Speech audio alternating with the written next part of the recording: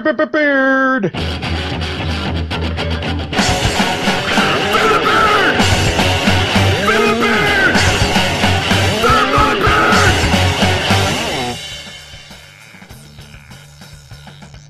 From the Fans Talk Podcast family at fanstalkpodcast.com, this is episode 270 of Fans Talk Pro Wrestling. And tonight, we're going to preview WWE Money in the Bank, plus how was ROH's debut on Destination America? All that and the rest of the news and notes from this week in WWE, TNA, and the rest of the wrestling world. With us tonight is Joe. Say hello, Joe. Hello, Joe. And Nick. Gute Nacht, meine Freundin. Okay. My name is Garvin. Thank you, everyone, for joining us who is in the live chat. Thank you for downloading and streaming this week's episode.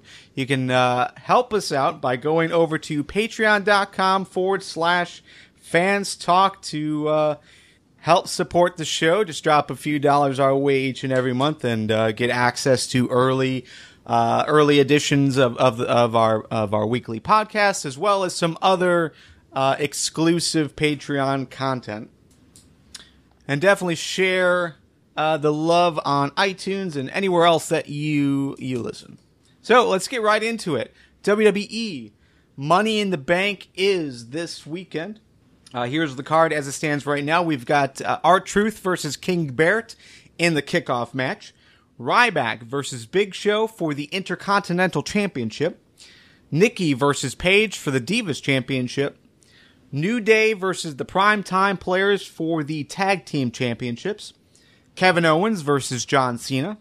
We've got Kofi Kingston, Dolph Ziggler, Sheamus, Roman Reigns, Neville, Randy Orton, and Kane in the Money in the Bank ladder match for the WWE World Championship briefcase. And in the main event, Seth Rollins versus Dean Ambrose for the WWE Championship in a ladder match. What are you guys most looking forward to? I'm going with the Money in the Bank ladder match. I'd like it to be Kevin Owens versus John Cena, but I think they're doing the rubber match way too quickly, so that's not really exciting me, even though I liked their previous work together. But the Money in the Bank ladder match is going to be good. We've got a good mix of styles for that match, so I'm really looking forward to seeing how that all works together. I'm actually figuring that Owens versus Cena 2 is going to blow the ladder match out of the water. Because if I remember correctly, we were predicting the IC Elimination Chamber match to be match of the night. Because, like you just said, Joe, it was a good mix of styles and really great wrestlers. And that match sucked. So, Owens versus Cena, I think Owens still has a lot of tricks up his sleeve and a lot of moves that he hasn't pulled out yet on the main roster. So I figure that we're going to get wowed just as much as we did the first time around.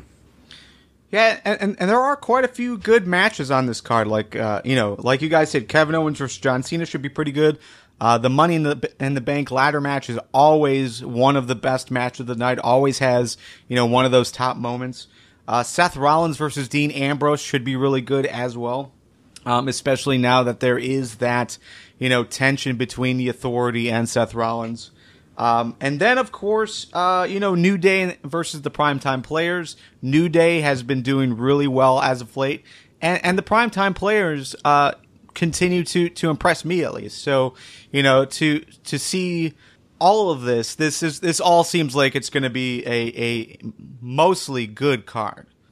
You've got some outliers there potentially. We never look forward to a Big Show match. So Big Show versus Ryback looks pretty bad on paper, but we were saying pretty much the same thing last Big Show match versus Roman Reigns, and that ended up being, one of the better matches on that show just because of how good it was. The story that they told was so good. So, I don't like Big Show as a character. I don't like him as a wrestler, but he has been pulling out some good matches as of late. That does require Ryback to, do a similar, setup like Roman Reigns did. For me, as far as like the match I'm least looking forward to, it's probably going to go to R-Truth versus King Barrett. I just have no interest in this match whatsoever. Yeah, this one's a little tough, which is a bummer for Barrett, because I really do like Barrett's work, but the fact that they're putting him against R-Truth it hurts. R-Truth is a great enhancement guy. But Barrett doesn't need to be enhanced.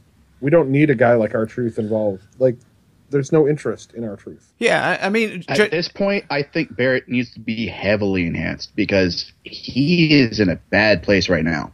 He's king of the ring, so fucking what? It's just like when he was Intercontinental Champion. He loses all the damn time. At this point, I don't want them to give him anything. I want him to just be like what Sheamus is right now. Just somebody kicking everybody's ass, not pursuing any gold or titles or crowns or anything. Because the second he gets hold of something, it drags him down. Yeah, I don't know. I mean, I don't look at this match as, it has potential to be a bad match. I think it's going to be an okay match overall as far as, wrestling quality. R-Truth is good. King Barrett is good. But just the fact that, I really cannot see any benefit for either guy because of this match. Like, this isn't really spotlighting them and what they can really do. So yeah, I just don't see the point. I don't see the point why R-Truth has been put into this series of matches that he's been a part of, as far as, just the Intercontinental Championship race, which this is extending to. It just seems out of place for him because they really haven't built that credibility up for him. And then, yeah, like you said, Nick, you don't necessarily want something to be handed to Barrett, but I don't know. It's just a rough combination, I think. This is a good pay-per-view win for Barrett. It's a possible way for him to reverse his momentum. And as far as R-Truth goes, it makes sense to me because WWE's got some injuries on the roster, and Truth is a solid talent all around. Live chat is asking, as far as this match goes, we're complaining about it, but it's a match. What would you put there in its place? Is there another match that would have been built up enough to find a place here? You can always fill it in with a tag team. Ryder versus Stardust 2. There's another one. Yeah, I mean, as far as feuds go, there really isn't much else going on. At least that not anything that's coming to mind. Especially because a lot of these guys are involved in the Money in the Bank match. Yeah, there really isn't much else going on. Stardust versus Zack Ryder, but I would be at the same place. I wouldn't be interested in it because there isn't much else going on after that for those two guys. Blue is bringing up the fact that Harper and Rowan have been pushed a bit as of late. Yeah, put together a tag team match, maybe a tag team #1 contender match or something like that, I think would work really well, especially with Harper and Rowan. I think that team versus, maybe the Ascension, maybe you do a 3-way with the Lucha Dragons, or I think that would have had much more of an impact on me than this match. I agree completely. I honestly think they're saving a serious angle for Harper and Rowan for when Bully and Devon show up. Yeah, that's the current rumor going around right now. I think, Harper and Rowan used a variation of the 3D, and yeah. That wasn't a variation. That was straight up a 3D. So, overall, it does sound like the fans want it. And does that equal it actually happening? It's so hard to tell. You would have thought that when they had the chance to sign Bully, they would have. Devon was never really involved in that picture for some reason. So, I don't know. Only time will tell, but I think that would be a really interesting feud. Well, they could always... Yeah, everybody involved is clamoring for it. Yeah. You can always replace Devon with R-Truth. They did it once. Ugh, gross. All right. Well, let's. I guess we can get into this. We've already talked about the kickoff match, R-Truth versus King Barrett. Let's do predictions. Nick, who you got? I've got Barrett. Like I said, this is a good way a good possible way for Barrett to get a win in that column and get some momentum rolling. Joe? I'm going with King Barrett because I can't believe R-Truth would ever win this. So that's, yeah. R-Truth is, like I said, is an enhancement guy, just like the Brooklyn Brawler at this point. Was the Brooklyn Brawler ever NWA Heavyweight Champion? No, but it doesn't matter. Once you get into a company, if that's how they see you, that's how they see you. I don't know. R-Truth, I think, had a shot, but got screwed over by Little Jimmy in that aspect, in which Little Jimmy was a great idea and something for the crowd to connect with to an extent, something they wanted to see. But yeah, he got himself pigeonholed. Because Vince thought it was funny, so they went comedy with it. It was funny. It was funny. But but it went from 0 to, okay, get this the fuck off TV. I don't know, man. Yeah, they wasted a wonderful opportunity for R-Truth. All right, so let's move on from that and go into our first title match of the night. We'll start off with the Intercontinental Championship, Ryback versus Big Show. Joe, what do you think? What do you think about this? Ryback versus Big Show. Why in the hell would you bring back Big Show? Why? Only to win the Intercontinental Championship. Not that I want to see that happen, but I think Big Show's going to win. I think Big Show's he's going to try and be the monster, and Ryback's now going to chase him for a month or two to try and get that title back. Will this be anywhere as good as Big Show versus Roman Reigns? I'm going to say it's going to be just below it. I think I didn't think Big Show and Reigns told a good story. It was a very slow story in the ring. And I foresee a very similar scenario with Ryback and Big Show. You can only do so much, in my opinion, with power versus power, and I don't know how much the fans are going to get behind that, because a lot of the LEC IWC had a big problem with Big Show Roman Reigns and just not being pleased with the match, even though we were. Nick, the reason I think you bring Big Show back is the same reason you bring R-Truth back. The roster isn't as deep right now, and Big Show's a solid enhancement talent. He's very good at putting people over. I think he'd do a better job of putting people over on the mic or on commentary, but yeah, like we've been saying, Big Show versus Roman Reigns was pretty solid. I don't think Ryback will be as good in this role as Reigns was, because, like you said, it's power versus power, and that dynamic held true to an extent with Reigns, but he's also faster, he's lighter on his feet, he's not as muscle-bound as Ryback is. This is all going to be about Ryback putting Big Show up on his shoulders and hitting him with a shell shock. And commentary is going to go nuts like they always do, like it never happened, even though it happens every other Big Show match. As far as predictions go, I'm betting on Ryback retaining. This may not be the last time we see Ryback versus Big Show, but I don't foresee Big Show walking away with the IC title. You don't think Big Show needs a title? Come on. Big Show needs a title. Big Show works well with a title. I mean, I know he needs this to build himself up, but yeah. No. Yeah, I don't know. I don't see Big Show needing a title. I think there's room for the possibility that this could be, as good as the Roman Reigns match, but that's all dependent on Ryback. Can Ryback put on as good of a match as Roman Reigns? And I don't know if he can yet.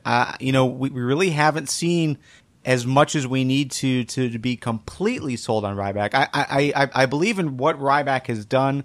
I feel like he deserves to have this opportunity to get over. But, as far as the facial reactions, Roman Reigns has him there.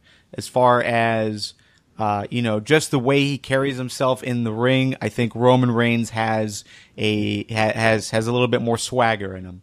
It seems like he fits there, and Ryback doesn't quite have that charisma yet, I don't think. So, but with Ryback though, I'm expecting an incident where Big Show wins the title, then on Raw, he's going to be touting on how he got, how he beat Ryback, and it was so easy, and Ryback's going to come back, because Big Show will end up cheating to get the title. Ryback will come back and be like, hey, I'm going to kick your ass. I'm going to take my title back. If I can fuck up CM Punk, I'm going to fuck you up. Because I read The Secret. No. I just can't see it. I can't see them taking the title off of Ryback. They just put it on him. He's still over with the crowd, so there's no reason to try to, drop that. Because you look at guys that have chased a title, and Daniel Bryan is a perfect example of this. Daniel Bryan chasing a title is such a good story because you want him to succeed, and it's like all of these different roadblocks. And Ryback, we never got that. We never got that chase. It was just a random match that he was put in. It felt like. So that's the only way I would see them having him drop the title is for him to chase. And I don't know. I just don't. I'm not ready for that. I'm ready for Ryback to have a serious challenger, a serious story, and Big Show is just not it. So I hope this is just a hurdle or a temporary roadblock so that, they decide what they're going to do with Cesaro now. Maybe Cesaro and Ryback have a feud for the title. Maybe you put King Barrett over there. I don't know. So I think Ryback's serious opponent is going to be Bray Wyatt. Bray Wyatt is another example of a guy that should be, given that opportunity. So yeah, I'm with you. That would be awesome. So I don't see Barrett going for the Intercontinental Championship yet again to do nothing with it. No, he needs to stay the hell away from that title picture. I don't think he needs it. Not when he's a king. Yeah, that title's beneath him. All right, so just looking at the live chat. The live chat seems to be mostly Ryback. There's a few picks for Big Show, but mostly Ryback. And then for me as well, I'm going to go with Ryback. Nikki versus Paige for the Divas Championship. Do we finally get the title off of Nikki? Nope. No, I mean, with the Bellas utilizing Twin Magic again, and let's be honest, the only way this could work a little better is, if Nikki's changing places with, Naomi. That's just about as believable as Nikki and Brie nowadays. But with them using Twin Magic again, I foresee the Bellas using that to retain the title. And I don't think they're going to put it on Paige. I think Paige is going to work a little better chasing. I think this is the time that Paige gets the belt away from Nikki, because the problem with Twin Magic now is that, that worked at Elimination Chamber because... Wait. No, it wasn't an Elimination Chamber. It worked on Paige the first time because it's been so long since they used that. Right. And it was a surprise tactic. It only worked in the beginning because it was just Brie and nobody knew Nikki was there. And once it was revealed that Brie and Nikki are two different people, that stopped being such an effective tactic. Paige knows it about Twin Magic. She's spoken out against it. She's going to be expecting it.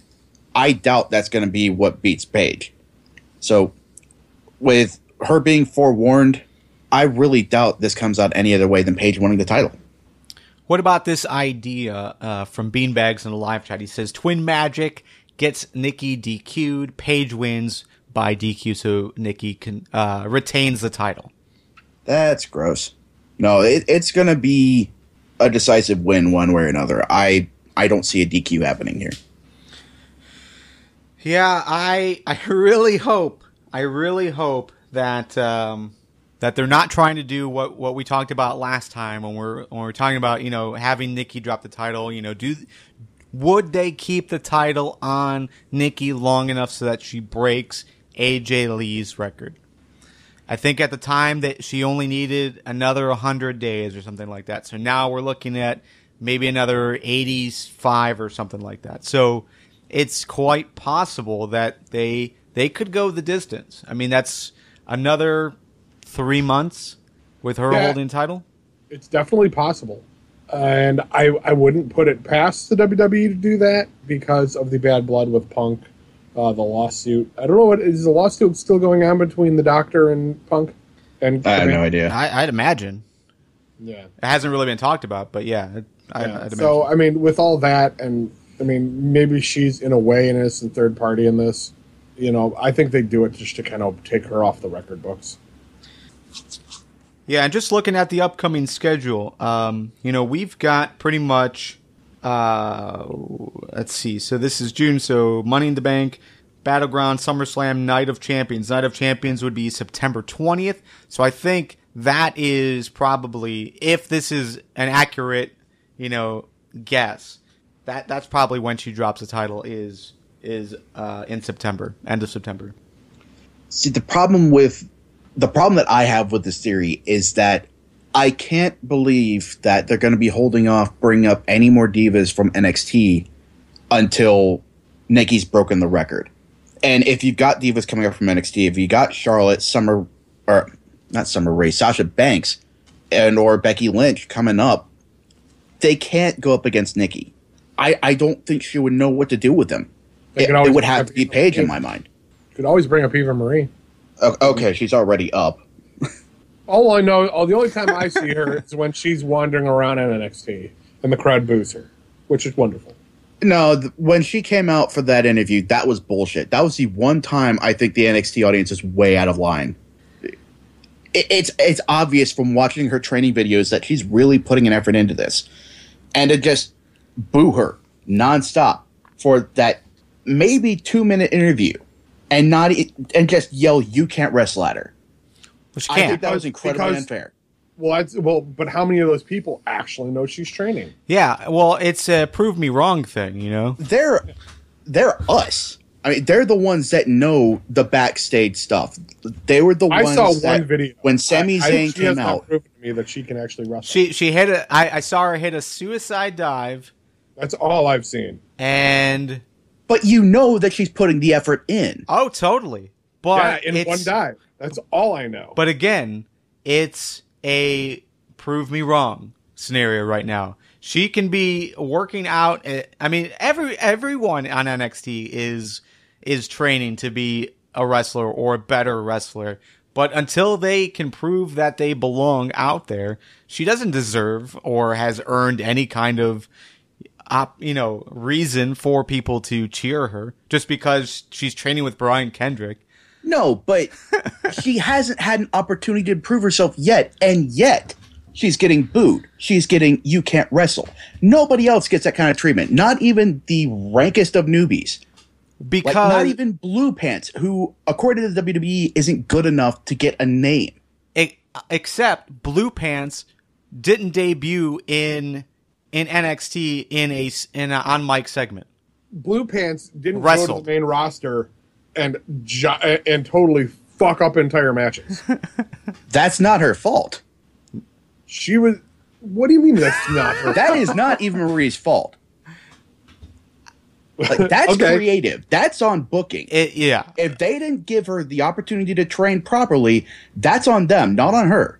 Right. But if you look at that and see, this is the only thing these fans have seen of her in the ring. That's why they say she can't wrestle, because the only thing they know of her is she can't wrestle. Yeah. And Blue Pants got over because of what she did in the ring. I'm saying give her that opportunity to prove what she can do in the ring now that she's making the effort, now that she's training.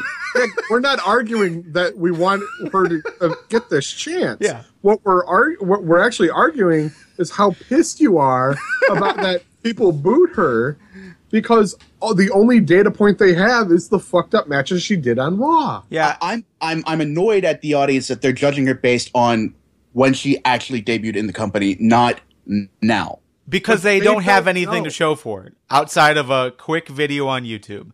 There's a series of videos. Let's be fair. There's a series of videos where she's training with Kendrick. I've only seen the one. Okay, so they're out there. So there's a series of videos, and we should all base our opinion on those videos. Thus, cheering Eva Marie because she's standing in the ring. No. I'm not cheering, but not booing. Sit back and watch. Yeah. Okay. All right. Well, judgmental motherfuckers. I don't know what topic we're on anymore. All right. I'm gonna go. Money in the Bank is a thing, right? I'm gonna go with Nikki retaining. Okay. I think we all picked this match. So, yeah. Thanks for that, Nick. You are absolutely welcome. I did not bring up Eva Marie, by the way. Tag team championships. New Day versus the Prime Time Players. Who you got, Joe? Well, New Day is going to retain this. The only thing the Primetime Players have going for them right now in this is that Kofi's probably going to be preparing for his Money in the Bank ladder match. Or possibly be on a stretcher due to crazy shit that he's going to do in that match. So, obviously, we're going to get Big E and Xavier Woods. The fact that that third guy's not out there, that's a point toward the Primetime Players. But wait. Why wouldn't the third guy be out there? Because he would either, like I just said, be on a stretcher from the previous match or preparing for his own match. No, I think he could be out there. I think you're looking at the first match of the night being the tag team championships. Yeah, but does he really want to risk possible injury? I mean, we could go to the flip side, and Kofi's going to work that match too. I think the likely scenario would be, like you said, Big E and Xavier defending the titles, and Kofi would be outside. Yeah. Ostensibly rooting his team on, but there to provide the extra backup. That makes the most sense, but when's the last time we actually saw Woods in there rocking it out?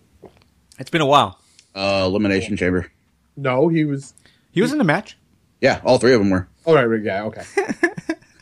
Sorry, brain fart. I was thinking about the Kofi Xavier Woods switch roll up, the New Day magic. Yeah. I mean, you're absolutely right. It usually is Big E and Kofi defending those belts, but yeah, since Kofi's in another match tonight, I imagine it'll be Xavier on the card. Yeah, but I mean, I think New Day's going to pull it out. I foresee still more good stuff coming out of them, and I think the titles work better when they're on a team on a heel team. So I think the Primetime Players are going to get their time. I just don't think they haven't been fully in the mix to get the crowd behind them for the tag team title to change hands. Yeah, and it's just way too early. Overall, the New Day has just been so awesome. Like ever since they embraced the full heel turn, I think they've just been fantastic. So it would be way too early to take the titles off them, especially now that we don't have Cesaro and Kid anymore. With Kid being out on injury, you've got a big void that you need to fill before you change the titles. So Primetime Players I can sort of get behind, but not enough. Not enough to really move forward with giving them the titles. I think New Day needs to continue their reign. Yeah, I'm with you guys. I'm betting on New Day retaining. I don't see Primetime Players being the team to win those belts. To me, first of all, it seems like they were only put back together as sort of a replacement for the Usos as a face team. And now that Kid is injured, that's doubly true. But I also see them in the same role that Primo and Epico were before they got rebranded as Los Matadores. And that's just, yeah, they're a good team, but we're not going to put the belt on them. We're not going to give them that big push. I think that push is going to go to the Lucha Dragons. Yeah, agreed. So, okay, cool. All right. Kevin Owens versus John Cena. Joe, what do you think about this entire build, the feud so far, and what are your predictions? Overall, I've liked the build. Overall, I've loved the interaction with Kevin Owens and John Cena. I love the fact that WWE took a chance and had Owens go over clean on Cena in their first actual match. That was wonderful. My hesitation here is that they're doing a return match. They're doing the rubber match so quickly. It's rough to see because I really want to see Owens beat Cena again. And my pick is going with my heart, not my brain on this one, and I'm going with Owens. Because I think Owens beating Cena again, cleanly, would be immensely fantastic. It would really put the NXT title on the map again, and make it worth something that will be periodically defended on Raw, or help bring NXT to the regular WWE schedule, pay-per-view schedule. But it's John Cena. What do you say to Super Cena? Odds are I'm going to predict that somebody is going to get involved in this match, and it's going to be a DQ win for Owens. Be it Zayn comes out and kicks somebody. Yes, I know he's off. Or Samoa Joe. Maybe Samoa Joe gets involved. The only other crazy ass thing I could see to give Cena a win here is if Samoa Joe comes out, stares down Owens, and then hits Cena with a muscle buster. Then they're a united team. That would be badass. But I think Kevin Owens is going to get the win either by DQ or by pin. I predict a win by Cena. As much as I would love Owens to beat Cena twice in a row cleanly, like you said, it's Super Cena. I don't think that they're ready to have Cena lose that much face to what is essentially still largely an unknown commodity to the WWE. I think they've got a lot of confidence in Owens, or at least I think the guys behind NXT have a lot of confidence in Owens, and I think that translates somewhat to the main roster. But I think they're going to be booking the standard 50-50 variety with probably Owens winning the rubber match. Yeah, I don't know. I have a hard time with this match as well because, obviously I think the better story is with Owens winning again.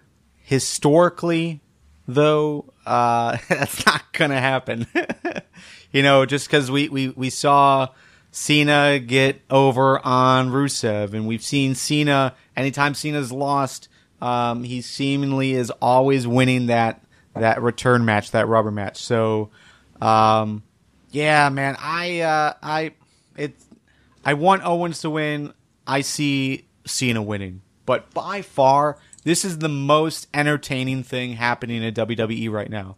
Just the back and forth segments on the mic, the matches themselves, the confrontations that they have in the ring.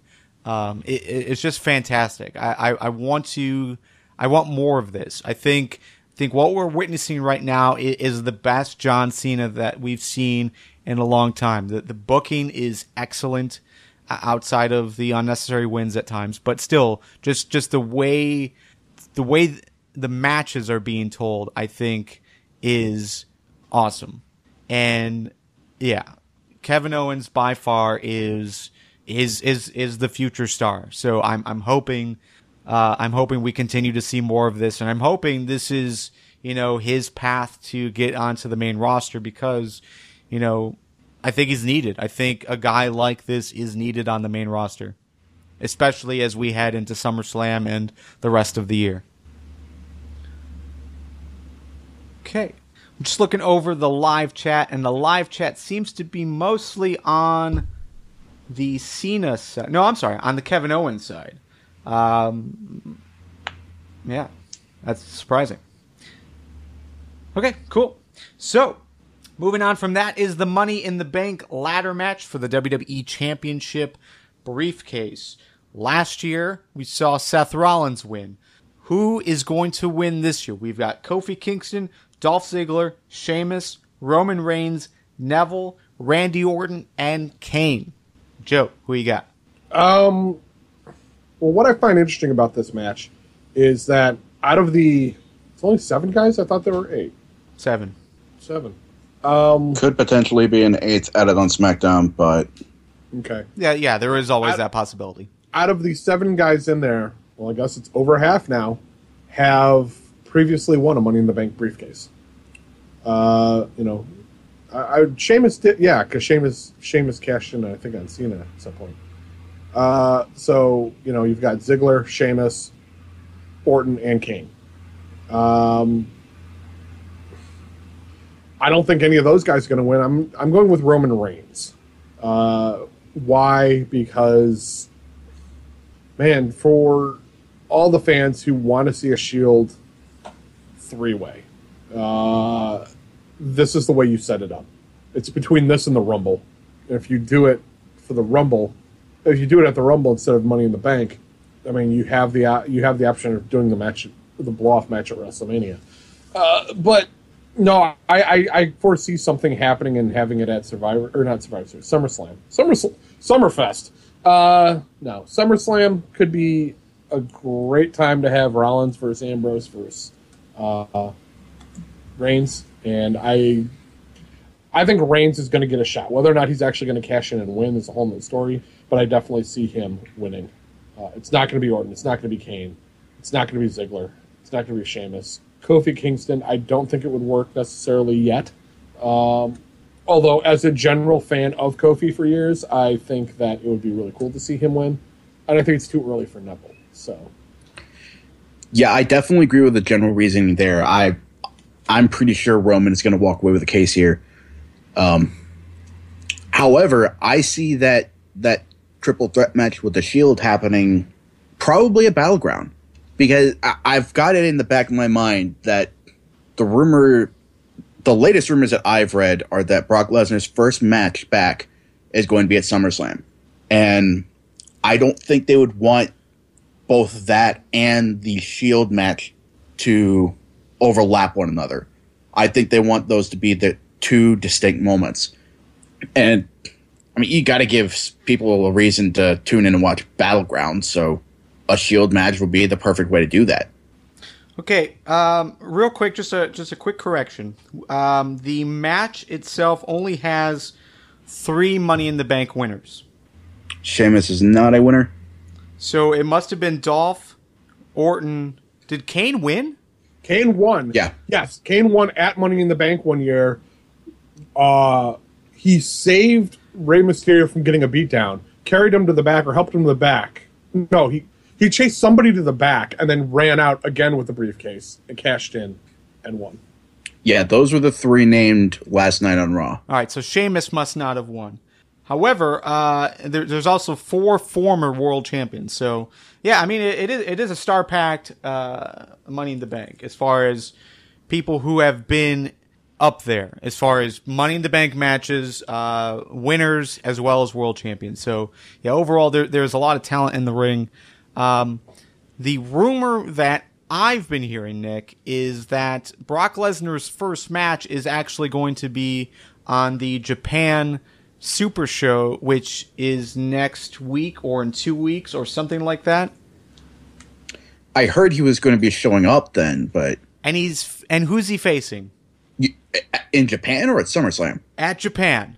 No one. He's going to be in attendance. No. July 4th. I understand that. I don't think he's going to wrestle. He is wrestling.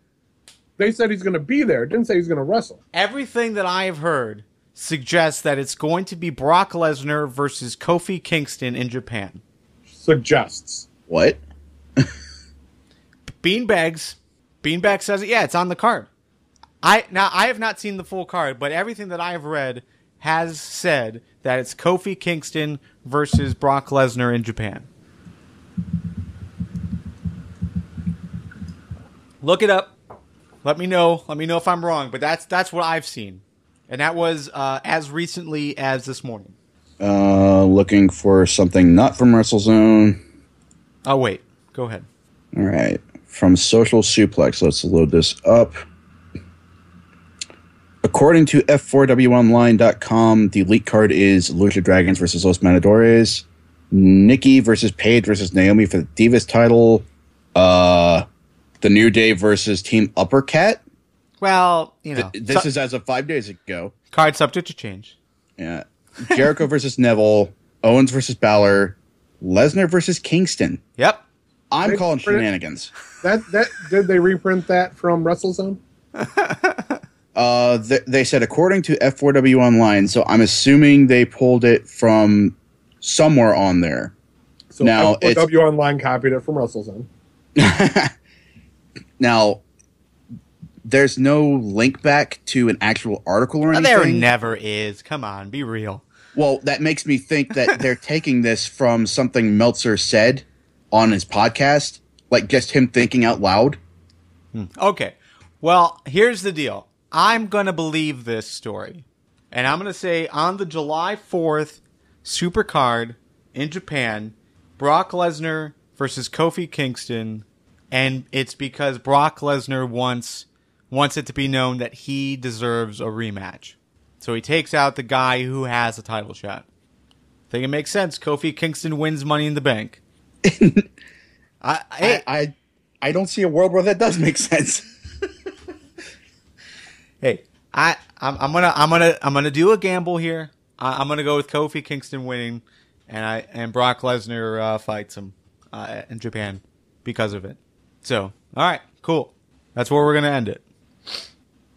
Seth Rollins versus Dean Ambrose for the WWE Championship in a ladder match. Who you got, Joe? I'm going with Seth Rollins. There's so many factors here that will stop Ambrose from getting up that ladder. So, yeah, I think Seth Rollins is going to hold on to it. I don't know what they're going to do with Dean Ambrose if he wins it. To me, that it seems like if they do it, it's a rush job, and they're going to be like, well, what do we do with him now? Well, I don't know. How do we keep him holding onto the belt so we can do something else? I don't see the feud potential with other people right now with him holding it, unless for some reason Reigns wins and it's immediately Ambrose Reigns. The way I figure it, I think Rollins is going to win, and I think it's just going to be a one-on-one match. He's driven everybody else away. Kane is actively rooting against him. He had a falling out with J&J, and the Authority doesn't seem interested in backing him up anymore after he said he didn't need anybody. At this point, I think it's sink or swim for Rollins, and he's got to prove that he can win a match on his own. This is purely supposition on my part, but I think this might also be the beginning of a face turn for Rollins as well. I could definitely see the face turn for Rollins, but I think he's got to go through the major beatdown first. He's got to be taken out by Ambrose. Reigns has to get his shots in there. But I do like the idea, and I'm curious what you guys think about potential reunion. Now that it looks like the Authority could be out of the picture, or on their way out of the picture from Seth Rollins' side, is there any chance for a Shield reunion, do you think? Not the way we knew them. I've got a sneaking suspicion that after Rollins proves himself, the Authority is going to actually try and rebuild a Shield around Rollins. Not with J&J, because that's clearly a joke angle, but I've been toying with the idea of who they could designate as Reigns and Ambrose's replacements. And to me, the Reigns figure would be Baron Corbin. Because Baron Corbin right now is where Reigns was when he first debuted. He's big, he's imposing, he's brooding, and he's not that great on his own in the ring yet. This would be a good way to get his feet wet, but still be sort of protected. I've been coming up on a wall as to who the Ambrose replacement would be, but I mean, they would. I imagine they have to have somebody in mind for that. Yeah, I don't know. I do like the idea of a Shield reunion. I think it has to be the 3 original members for it to really make any sense. But yeah, the idea of if they don't do that, surrounding Rollins with 2 other guys, I think would be fine. Baron Corbin, not really. I don't know if I want to see that. Bull Dempsey, sure, I'd be down for that. In the Reigns role. No, they're not doing anything with Bull. And he's clearly not ready for a main roster run. Not even Reigns ready. All right. Shut up, beanbags. Okay, well, that is pretty much it. That is Money in the Bank. Joe, did you pick? Yeah, I said it was going to be Rollins. Okay, cool. You didn't list your pick on the sheet, though. Oh, yeah, that is my initial that is missing. All right. I'm going to go with Rollins as well. I think I would love to see a Dean Ambrose win. I know the fans would love to see a Dean Ambrose win. But without the Authority there to help Rollins, I don't think it would mean as much. So if this story that they seem to be pushing right now, with there being major dissension between Rollins and the Authority, if that is true, Rollins' loss just doesn't fit as nicely, because the fans don't necessarily want to see. It's not Rollins they want to see, lose the title. It's the Authority that they want to see lose the title. So, yeah, I'm not sure. But I will say that if Rollins does lose, that is the death knell for him as the Authority's champion. or as totally. their guy. It would have to be moved to either Owens, or I've seen a lot of supposition that maybe Reigns would replace him. I have heard that story as well, but I don't know if there's any truth in that thought, or if that's just wishful thinking, because, you know, the IWC likes to say who should go face and who should go heel all the time. Yeah, I mean, I can see it because he's a lot more of a brooding character. He resembles Orton in a lot of ways as far as how he carries himself. Yeah. And, I mean, Orton used to be Triple H's golden boy. Why couldn't Reigns? Yeah, and Beanbags is throwing out the name Sheamus. Sheamus would be a good fit for the Authority. I think that's accurate. That's something that we've talked about before, as far as just the relationship between Triple H and Sheamus. Off TV does make sense for them to partner up on TV. Yeah, as a sort of mercenary, I could see that. Not as their not the way they've been using Rollins. I don't think. Yeah, I would definitely take the Authority more seriously if they did add a credible wrestler to it, like someone who is still in their prime, able to do stuff like a Sheamus, like a Roman Reigns. I think that would be a perfect fit with the Authority, but not just one guy. Like, it has to be a combination of guys. So, Roman and Sheamus, I think, would be cool. Or, maybe this is just a ruse and Rollins sticks with the Authority along with Reigns. I think would be cool too. So, yeah. Yeah. All right, so that was our picks for Money in the Bank. Just to run this down again, we've got King Barrett defeating R-Truth in the Kickoff, Ryback retaining the IC, Nikki retaining the Divas Championship, The New Day retaining the Tag Team Championships, John Cena defeating Kevin Owens, Roman Reigns winning the Money in the Bank ladder match, and Seth Rollins retaining the WWE Championship. Any chance there's a cash-in? Slim. Not tonight at the show, no. I think Reigns is going to call his shot like Cena did. I mean, that makes the most sense to do that Shield storyline. But, I mean, you always have the slim possibility that Ambrose wins and then Reigns cashes in and takes it. Okay. I don't think there'll be a cash-in. I think it'll be delayed. It just seems like there's been more delays than anything. So, yeah. Okay. Cool. So yeah, that's Money in the Bank. Anything else happening in WWE that you guys want to talk about? Because I'll tell you what, I'm having an issue as of late with WWE. I love the pay-per-views and the supercards, especially like Elimination Chamber, the network special. I thought that was a great event. I'm pretty much into every pay-per-view they do, as far as match quality goes, as far as the stories that they're telling. But man, I can't watch Raw anymore. I'm just not into anything they're doing. It's just like it just feels like they continue to drag everything out, and I don't know. I mean, maybe you in the live chat, or are you listening on demand? Maybe you guys feel the same way, but I don't know. Joe, Nick, are you guys feeling the same way, that for some reason Raw is just dragging for you now? I think I've been a lot more sour on Raw as of late.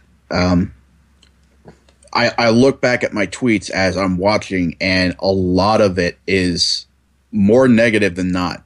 And that has a lot to do with commentary, but yeah, a lot of the second half of Raw did not grab me at all, especially since they kicked that off with Orton versus Sheamus again. This is getting to be Orton versus Christian 2.0, and that didn't go anywhere fast. No, that went way too damn long. Yeah, I mean, it absolutely has been dragging.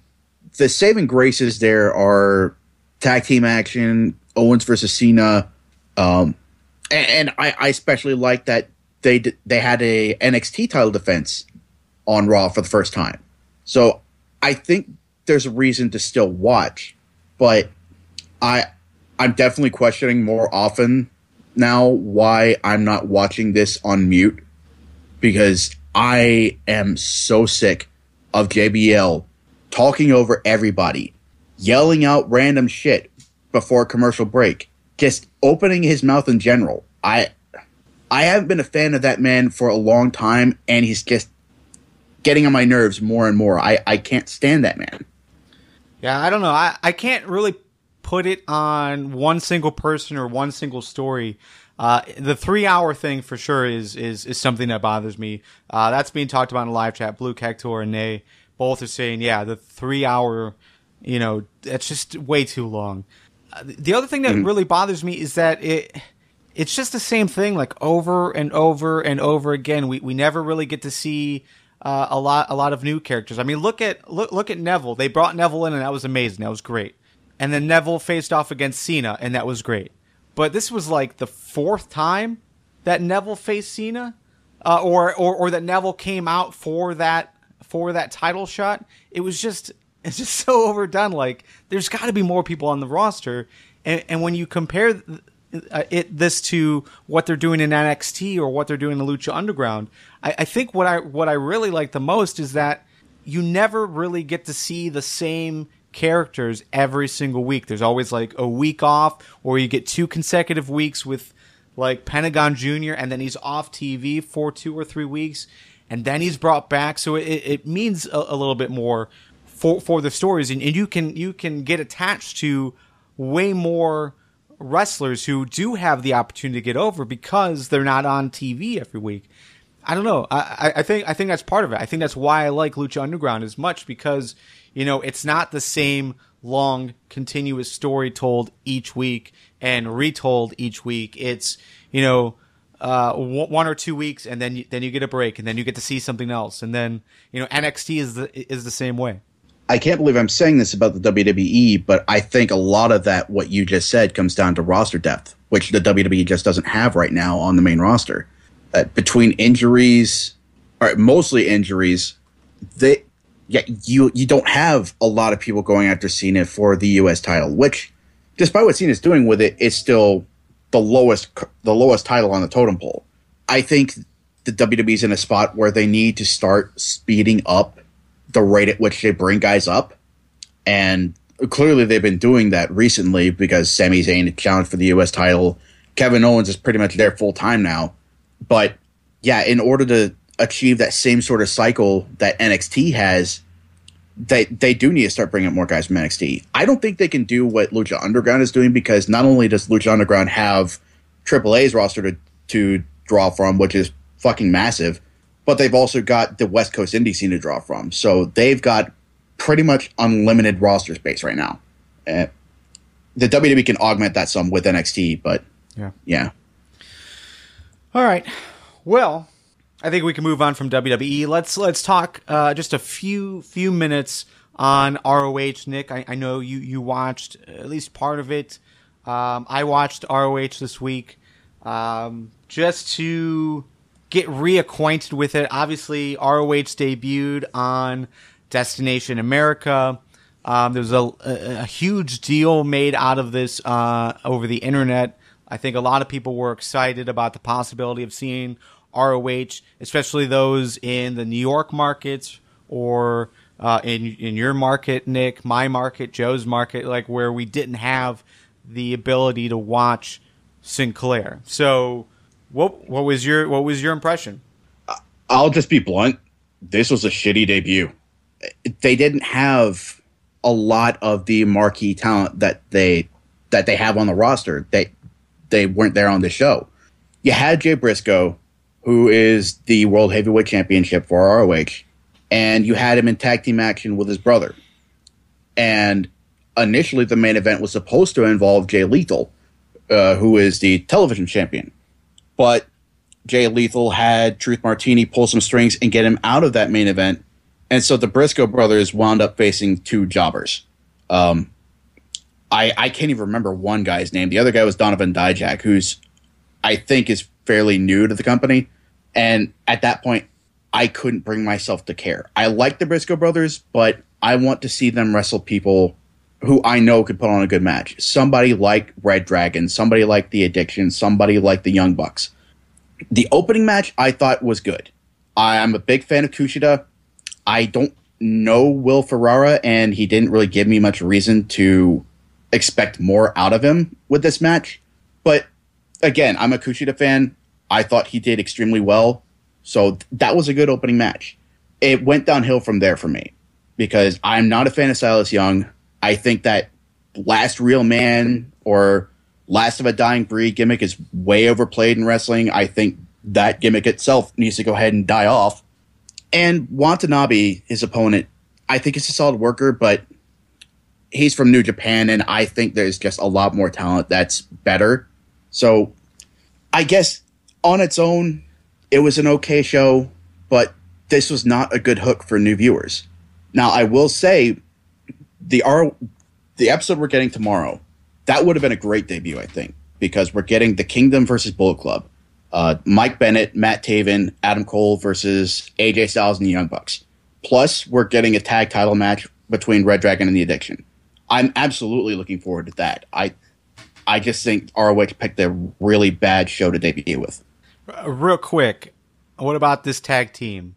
Silas and Bull, the Last Breed Club. Fuck that. That was from Beanbags in the live chat. I know Beanbags popped a boner over that idea, but that is horrible. All right, so okay, here's my opinion of ROH. I don't really have anything to go off of. I thought it was okay. I didn't really understand a lot of stuff that was going on. Like we've stated before. I don't watch ROH, so I'm not really familiar with everyone. I know Jay Briscoe. I know Mark Briscoe. I think that was really it. I didn't really know anyone else that was on that show. So to me, this was and Jay Lethal. I am familiar with Jay Lethal. Truth Martini, I guess I'm familiar with him as well. Kevin Kelly, I'm familiar with him. So, but generally speaking, I'm not familiar with the product enough to know if that was a good show or not. But as far as a debut, the way that they built it up on social media, I was expecting more. I was expecting a mention or some branding to really suggest that this was a special thing for Destination America. And obviously it's not. I mean, in the sense that this wasn't first aired on Destination America. We're never going to get that. But just the fact that this was all like taped and put together before the deal was struck was just a hard sell for me. So I'm not going to completely judge ROH yet. I'm going to wait until this week to see what happens this week. If they make mention of the deal, if they really push why this is so important. But at this point, to me, it was I don't know. It was too much wrestling. I think it was too much wrestling of guys that I'm not familiar with.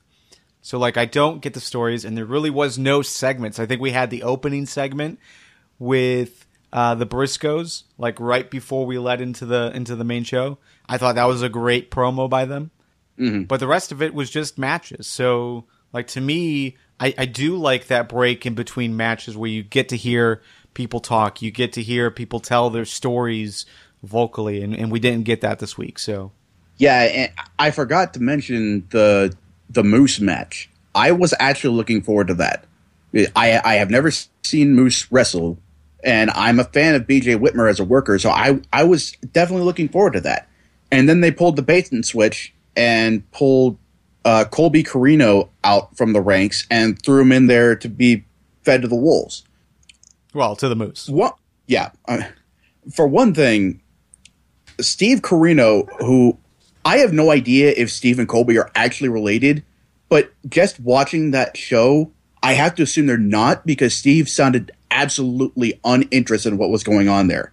Yeah, and it was if weird. Commentary can't give a damn about the match, why should I? How can I? When I have no idea who Colby is, when I've never seen Moose work, when the only guys that I know, BJ and Adam Page, are just laughing at this kid from outside. There's no way I can. So I think I need to clarify for the live chat. I did say there was too much wrestling, but let's put it into the full sentence. It's too much wrestling with wrestlers that I'm not familiar with. Yeah, and that's ROH's key failing with this show. Yeah, they didn't introduce the new audience to the product adequately enough. And hopefully that is what we get this week. This week Yes. should be theoretically a new show. In that, I'm sure they had. I don't know. I don't know what Sinclair does, and I like as far as their production, if they're putting all these shows together way ahead of time or what. But now that they're on Destination America, I think you have to insert a few segments in there to, like you just said, introduce me as a new ROH watcher on who those people are. Yeah, instead of hyping up your hotline, which I can't believe they're still hyping up a hotline when they've been blowing up Twitter with hashtag Watch ROH for the last week leading into that show. Yeah. Instead of doing that, maybe move into the 21st century and actually introduce us to your product. Yeah. Like, at least mention Destination America. Do it in post. So, okay, cool.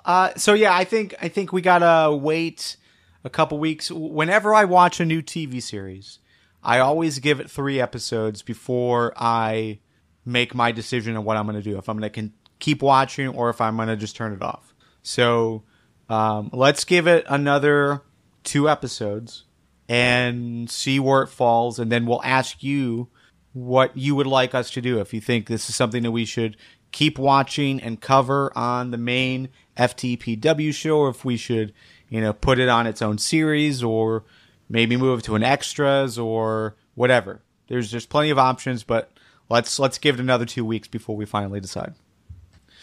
All right, and let's go into win fail. Women wrestlers aren't getting paid?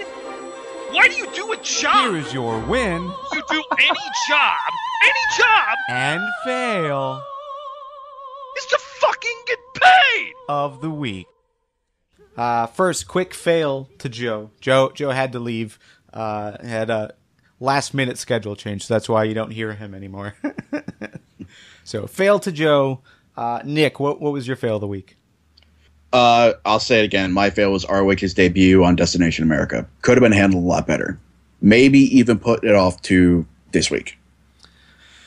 My fail is going to go to Big Show versus Ryback. I don't want Big Show in that spot. That feels like a total lame way to really build Ryback as a champion, as a star. I want to see Ryback succeed. I want to see Ryback, be used the way that he should be. And for whatever reason, they slowed down any momentum he could have had by putting Big Show there. Fails from the live chat. We've got a lack of bull on NXT. Sheamus versus Orton once again. Austin Aries cashing in his briefcase where it should have been at Slammiversary. Oh yeah, we didn't even talk about Destination X or what TNA is doing. We covered that pretty much in full on this week's Fans Talk TNA. Definitely check that out. fanstalktna.com. Spud, what are you thinking, man? Yeah, Aries agreed. Aries, I did not want to see cash in at that point, but the worst part of it was Spud cashing in. Man, they could have done something different. They really could have built Spud up, but nope, not going to happen. So, all right. Did we do fails first? We did, yes. Oh, my fault. Let's go into wins. What's your win of the week? My win actually goes to Jamie Noble and Joey Mercury getting a win over Seth Rollins. I thought they looked great in that match, and I really want to see them full-time, or at least full-time for the next little while, in the tag division as the Noble Elements. I'm getting the feeling that reference does not land. No, I didn't watch Raw.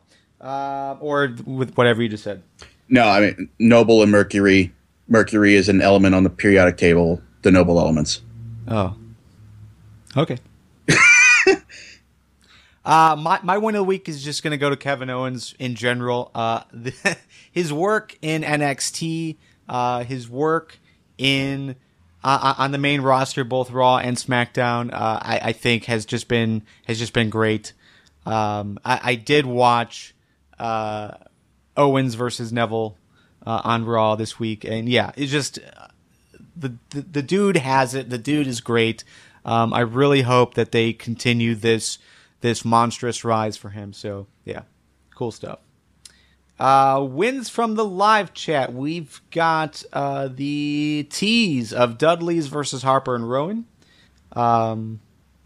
Superfly in Lucha Underground using the current AAA character now in Lucha Underground. Yeah, also just a second win. Pentagon Jr. versus Sexy Star in the submission match in your main event on this week's Lucha Underground was just great. Fantastic match. Definitely check it out if you haven't already. We also have a win going to NJPW Best of Super Junior 2015. Yes, congratulations to Kushida. Yeah. So, yeah, there is some great wrestling. And again, I don't think we can say it enough. Lucha Underground, you need to be checking it out. You need to be watching it. You can find clips of it on YouTube. Yeah. Get your hands on it. It's great. It's only about 45 minutes worth of content when you take out, commercials and whatnot. All right. Any final thoughts before we head out? No. That'll do it. Okay. I got nothing else. We're gonna end it now just because the Cavs versus Warriors are happening as we speak. The game just started, and I need to go watch my Cavs. So. Hashtag all in CLE. And with that, it's time to say goodbye. Thank you, everyone, for listening. Everyone in the live chat as well. If you can, leave a rating and review if you're listening over on iTunes or Stitcher. Leave a like if you're on YouTube. Definitely leave a comment. YouTube is the place to continue the conversations every single week. That seems to be where a lot of the discussion is happening, whether it's Fans Talk Lucha or Fans Talk TNA, as well as Fans Talk Pro Wrestling. You guys on YouTube are great, so thank you. Keep it coming. And if you're not on YouTube but you still want to keep the conversation going, just go ahead. We're waiting. Twitter, Facebook, the Facebook group, Google Plus. We're all over the place. Get in touch, talk about it. Let's keep talking. And yeah, that's it. So for Nick, Joe, everyone in the live chat, we will see you next Tuesday. Later.